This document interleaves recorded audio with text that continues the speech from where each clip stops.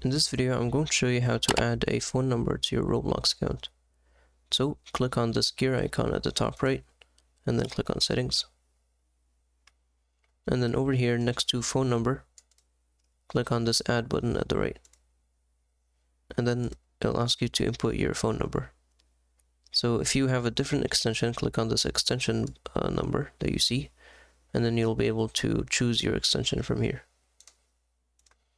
So I'm going to put my phone number and then click on verify.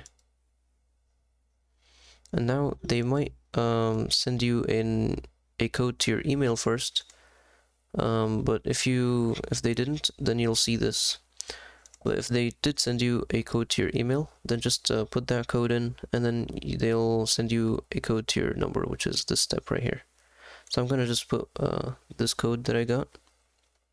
It's 464961, and then click on continue, and just close this.